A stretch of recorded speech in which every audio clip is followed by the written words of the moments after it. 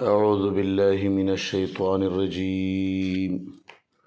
بسم الله الرحمن الرحيم. آیات نمبر 169 سورة آل عمران سلورم سپارہ. ولا تحسبن الذين او تهرگز گمان مکوا په هغه کسانو باندې قتلوا چې وژل شي فی سبیل الله په لار دی الله تبارک وتعالی کې امواتن د مړو ګمان په مکوا بل احیاء بلکې ژوند دي دوی عند ربهم د خپل رب په نس باندې یرزقون دوی ته رزق ملاوي شي دوی ته رزق ملاويږي. هرگز ته ګمان مکوا دی الله په لار کې چې څوک هم شهیدان شي دغه ته به مړي نه ځکه دا دوی عزت ته احترام دی. حدیثو کې راغلی دي د شهیدانو روحونه دا پښنو توتیانو په ججورو کې واچولی شي او دوی په جنتونو کې بیا بیغمه منډې ترړې وهي او بیغمه هواګانې کوي او ګرځي را ګرځي. شهیدانو ویلم یا الله زمونږ دا پیغام ژوندو خلکو ته ورسوه چې مونږ ډېر خوشحال یو.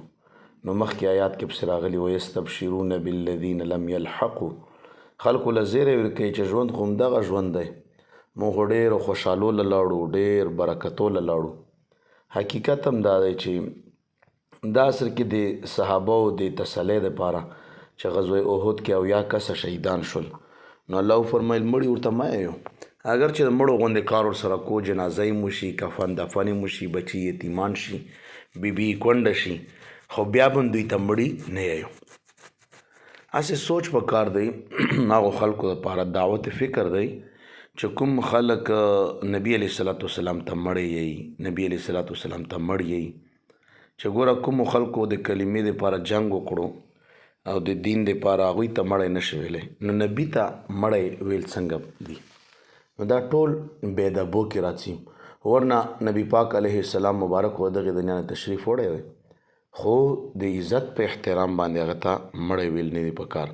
نو چې شهیدانو ته نشي ویلی دلته په طریقه اولا سره نشي ویلی ځکه د اردو یو شاعر یی جب ثابت ہوا حیات حسین ابن علی کی ہم موت نہ مانیں گے مدینے کی نبی کی. اللہ تعالیٰ موږ تاسو ایمان سلامت کی. صدق الله العظیم.